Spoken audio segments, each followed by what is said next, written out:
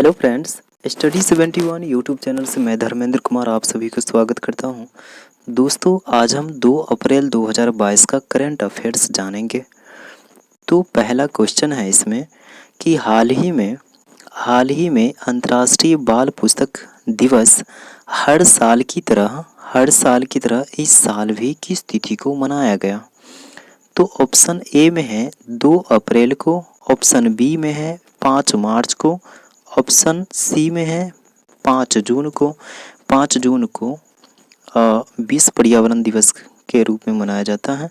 Option D में 22 फरवरी को। तो इसका जो ऑप्शन हो जाएगा इसका 2 अप्रैल होगा। ये इसका एक्सप्लेनेशन में आंसर ए 2 अप्रैल होगा। उसके बाद बाल साहित्य के लेखक हंस क्रिश्चियन एंडरसन के जन्मदिन पर अंतर्राष्ट्रीय बाल पुस्तक दिवस international board of books for young people के द्वारा 1967 अर्थात 1967 से हर वर्ष 2 अप्रैल को सेलिब्रेट किया जाता है या मनाया जाता है। तथा इस वर्ष का जो मेज़बानी कनाडा कर रहा है। और ये क्यों मनाया जाता है? ये इसमें इसलिए मनाया जाता है ताकि जो बच्चों का जो कहानियों से जो इंटरेस्ट होता है उसमें इस तरह की जो जैसे कि पंचतंत्र की कहानी हो गया, इस कहानी सब का जो बुक्स होता है उसमें जो है उसको रखा जाता है और बच्चों को दिया जाता है। और साथ ही इस तिथि की संयुक्त राष्ट्र महासभा के द्वारा जो ऑटिज्म या मानसिक विकार जागरूकता दिवस भी इसी दिन मनाया जाता है। देखिए, इसी तिथि को अर्थात 2 अप्रैल को ही विश्व ऑटिज्म या मानसिक विकार दिवस जागरूकता दिवस के रूप में मनाया जाता है। इसमें क्या होता है, इसमें जो बच्चे होते हैं उस बच्चों में 2 या 3 साल से ही बच्चों में इस तरह के लक्षण जो हैं दिखाई देने लगते हैं। और इस बीमारी की वजह से व्यक्ति की जो सोचने समझने की क्षमता एवं उसको अकेले रहने की प्रवृत्ति हो जाती है। तो इसलिए विश्व ऑटिज्म मानसिक विकार दिवस संयुक्त राष्ट्र महासभा के द्वारा मनाया जाता है। उसके बाद जो बाल साहित्य जो दिवस है, इसका जो उद्देश्य है बच्चों को कहानी पढ़ने से बच्चों में क्या होता है कि नैतिक शिक्षा का, अर्थात क्या होता है जैसे कि आप अगर पंचतंत्र की कहानी अगर बच्चों को दिखाएंगे तो उसमें क्या होगा कि जो बच्चों क्या होता है, पंचतंत्र की कहानी हुआ और सारी जो कहानियाँ होती हैं जो मोरलिटी एजुकेशन को बढ़ावा देते हैं, तो उसमें चोरी नहीं करना चाहे, बेईमानी नहीं करना चाहे, उसके बाद जो है दोस्तों के साथ किस तरह से जो है बिहेव करना चाहे, तो इस सब के बारे में जो है इस कहानी के माध्यम से बच्चों को सीखने के मिलता है। तथा किताब के साथ साथ उनको इंटरेस्ट से जोड़े रखने के लिए जैसे कहानियों हो गया। उसके बाद जो आपको पंचतंत्र की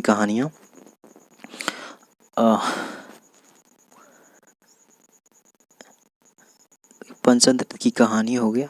उसके बाद अगर हम 2022 की अगर थीम की अगर बात करें तो इसमें इसका जो थीम है इसका थीम है कहानियाँ एक पंख की तरह होती हैं जो आपको हर दिन उड़ने में मदद करती हैं। जिस तरह से एक पक्षी को उड़ने के लिए पंख की आवश्यकता होती है, उसी तरह से एक बच्चे को आगे बढ़ने के लिए कहानियों जो मोरलिटी जो एजुकेशन होता है उसकी ज़रूरत होती है। कहानियों के माध्यम से जो उसको आगे बढ़ने के लिए या एक सभ्य नागरिक बनने के लिए उसको उसमें मोरलिटी एजुकेशन विकास होता है। उसके बाद क्वेश्चन नंबर 2 में है हाल ही में दिल्ली मेट्रो रेल कॉरपोरेशन का नए एमडी किसे नियुक्त किया गया है? तो ए ऑप्शन ए में अजय सिंह को, ऑप्शन बी में विकास कुमार को और ऑप्शन सी में कैलाश गहलोत को और ऑप्शन नंबर डी में अनिल बैजल को।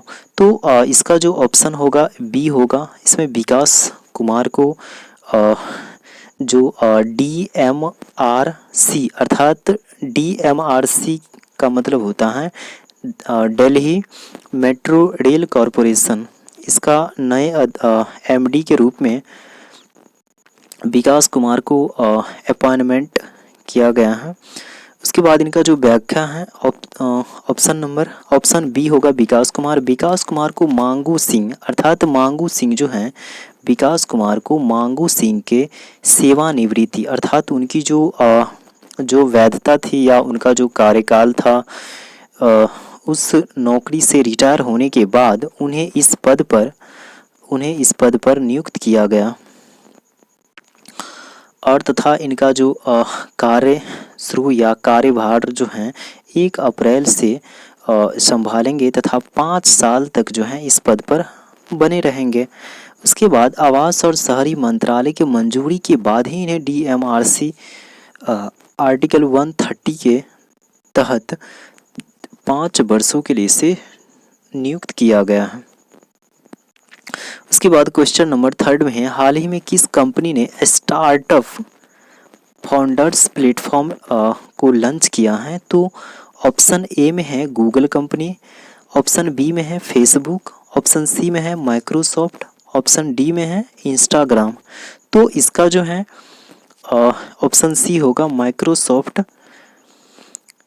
इसका व्याख्या देखिए माइक्रोसॉफ्ट, इसका ऑप्शन सी होगा। माइक्रोसॉफ्ट के निदेशक के संगीता बॉबी ने स्टार्टअप फाउंडर्स हब के बारे में बताया कि यह एक ऐसा मंच है जो उभरते हुए व्यवसायों के लिए एक बहुत बड़ा अपॉर्चुनिटी या अवसर को क्रिएट करेगा, क्योंकि यह उन लोगों के लिए अपने व्यवसाय को बिजनेस को सुचारू रूप से चलाने के लिए प्रौद्योगिकी जो इक्विपमेंट या उपकरण तथा जो रिसोर्सेस हैं उस तक पहुंचने में आवश्यक रूप से मदद करेगा। उसके बाद ऑप्शन नंबर 4 में है, ऑप्शन नंबर 4 में क्या है? तो ऑप्शन नंबर 4 में है, ऑप्शन नंबर 4 में है हाल ही में कैदियों के लिए ऋण देने की योजना किस राज्य सरकार के द्वारा शुरू किया गया है? तो ऑप्शन ए में महाराष्ट्र सरकार के द्वारा, ऑप्शन बी में असम के द्वारा, ऑप्शन सी में तमिलनाडु, ऑप्शन डी में मेघालय। तो ऑप्शन ए होगा महाराष्ट्र सरकार के द्वारा। देखिए व्याख्या में है इसका उत्तर ए होगा महाराष्ट्र। यह योजना महाराष्ट्र सरकार के द्वारा पुणे से पायलट प्रोजेक्ट के तहत जो यरवदा सेंट्रल जेल हैं वहाँ से इसको लॉन्च किया गया है। यह लोन देने के लिए किसी भी कैदी को, देखिए अगर आप जब लोन लेने के लिए किसी अगर बैंक पर जाएंगे तो वहाँ पर आपको एक गारंटर की रिक्वायरमेंट होती है या एक आवश्यकता होती है। तो इसमें जो है किसी भी तरह की जो गारंटर होता है उसकी ज़रूरत नहीं पड़ेगा और यह लोन कितना दिया जाए वे उस कैदी का जो इनकम है या तथा उनकी जो दैनिक मजदूरी है उसको जांच करने के बाद ही उसे प्रोवाइड या दिया जाएगा तथा उस पैसे को वकील के फ़ी में दे या चाहे जो पारिवारिक जो फाइनेंशियल हेल्प हो उस पैसे से कर सकते हैं। तो उसके बाद क्वेश्चन नंबर 5 में हाल ही में 5वीं बिम्स्टेक के 2022 में शिखर सम्मेलन का मेज़बानी कौन सा कंट्री कर रहा है? तो ऑप्शन ए में श्रीलंका, ऑप्शन बी में भूटान, ऑप्शन सी में ब्रिटेन, ऑप्शन डी में फ्रांस। तो इसका श्रीलंका ऑप्शन हो जाएगा ए। देखिए 5वीं बिम्स्टेक के सम्मेलन 30 मार्च 2022 को हुआ तथा इसका जो नेतृत्व है या इसका जो मेज़बानी है श्रीलंका ने किया। और श्रीलंका में जो आर्थिक क्राइसिस जो संकट बढ़ा है और जो विदेशी मुद्रा भंडार है उसकी कमी उसमें पैसे की कमी से हुआ है और तथा यह वर्चुअल मोड में होगा। और यह पश्चिम बंगाल की जो खाड़ी है वहाँ पर बहुत क्षेत्रीय आर्थिक सहयोग तथा अंतर्राष्ट्रीय देशों का संगठन है तथा भारत की तरफ से एस जयशंकर ने इसमें भाग लिया है जो कि विदेश मंत्री हैं। इस समझौते में क्या क्या चीज़ पर हस्ताक्षर किए गए देखिए, परिवहन कनेक्टिविटी अर्थात जो परिवहन है ट्रांसपोर्टेशन है उसको कनेक्ट करने का जो प्रोजेक्ट है उस पर हस्ताक्षर किया गया। उसके बाद जो है जो आपराधिक मामला है जो मामले हैं इशू हैं उस चीज़ को ख़त्म करने की बात कहे गया। उसके बाद जो है परिचालन के लिए भारत सरकार के द्वारा 1 मिलियन अमेरिकी डॉलर जो हैं जो बिम्स्टेक हैं उसको जो है दिया जाएगा। उसके बाद जो है इसकी स्थापना बिम्स्टेक की स्थापना 9 जून 1997 को हुआ था। इसमें इसमें नंबर ऑफ कंट्री इसमें 7 है 7 हैं। उसके बाद इसका जो HQ हेडक्वार्टर है बैंकॉक है। सचिव इसका जो है तेंजिन लेफ्ट कल।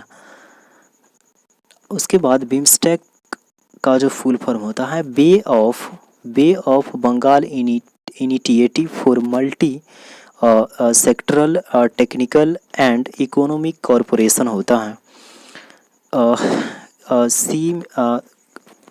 क्वेश्चन नंबर 6 में हाल ही में किस राज्य सरकार के द्वारा विनय समरस पहल को शुरू किया गया है? तो ऑप्शन ए में महाराष्ट्र, ऑप्शन बी में तमिलनाडु, ऑप्शन सी में मणिपुर, ऑप्शन डी में कर्नाटक। तो ऑप्शन डी होगा इसका, कर्नाटक राज्य ने शुरू किया है। चलिए इसका देखते हैं कि क्या है इसका डिटेल। तो अगर हम व्याख्या करें देखें तो ऑप्शन इसका ए होगा देखिए इसका जो है इसमें थोड़ा मिस्टेक हो गया है टाइपिंग में, तो इसका डी होगा कर्नाटक। उसके बाद यह घटना जो है कर्नाटक के मिर्ज़ापुर गांव पिछले साल घटित हुआ था। उस गांव के एक दलित का छोटा बच्चा जो कि 2 साल का था और एक दिन एक मंदिर में वो चला जाता है और जो मंदिर का प्रधान होता है उनके द्वारा उस पर 25,000 का जुर्माना लगा दिया जाता है कि 25,000 का उस पर जुर्माना लगा दिया जाता है तथा उसके माता पिता को गांव छोड़ने के लिए उसको इतना प्रताड़ित किया जाता है, मजबूर कर दिया जाता है। और यह योजना उसी बच्चे के नाम पर स्टार्ट किया गया और इसकी शुरुआत 14 अप्रैल का डॉक्टर भीमराव अंबेडकर की जयंती के शुभ अवसर पर इसको कार्यक्रम को स्टार्ट किया जाएगा। इसमें राज्य के जो कर्नाटक राज्य हैं उस राज्य का जो ग्राम पंचायतों में छुआछूत को मिटाने के लिए जन जागरूकता कार्यक्रम का आयोजन किया जाएगा। और कर्नाटक सरकार के द्वारा 2022-23 में दलितों को आगे बढ़ने के लिए इस बजट में खर्च को शामिल किया गया। उसको या तो उसको शिक्षा क्षेत्र में आगे बढ़ाना या जो मेडिकल्स जो सुविधाएं होता है देना, इस सब के क्षेत्र में जो है इसका बजट जो है में शामिल किया गया है। उसके बाद क्वेश्चन नंबर 7 में हाल ही में चर्चा में रहे गुड़ी पड़वा त्योहार किस राज्य से संबंधित है? तो नंबर ए में ऑप्शन ए में तेलंगाना, ऑप्शन बी में केरल, ऑप्शन सी में महाराष्ट्र, ऑप्शन डी में मणिपुर। तो ये महाराष्ट्र राज्य से संबंधित पर्व है। तो इसका महाराष्ट्र देखिए इसका जो है इसका सी हो जाएगा सी महाराष्ट्र। यहाँ थोड़ा टाइपिंग में मिस्टेक्स हो गया, सॉरी। यह पर्व महाराष्ट्र में गुड़ी अर्थात गुड़ी का मतलब होता है झंडा या पताका और परवा के रूप में मनाया जाता है। लोगों में यह मान्यता है कि या यह विश्वास है कि अ, इस दिन भगवान राम ने वानर राज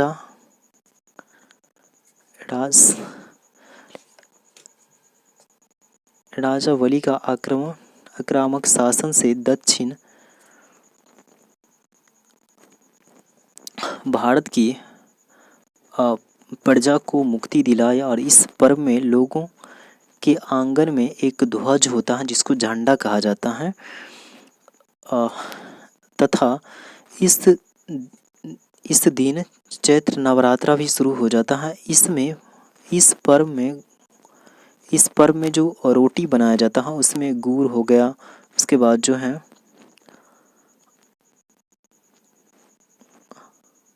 गुड़ और जो नीम हो गया, उसके बाद जो है खट्टा, ये चारों चीज़ मिला करके जो है इसमें बनाया जाता है और यह 9 दिन तक चलता रहता है। इसमें ब्रह्मा जी ने संसार को बनाया तथा इसमें फैली बुराइयों को नाश किया और इस दिन ब्रह्मा जी की पूजा होती है।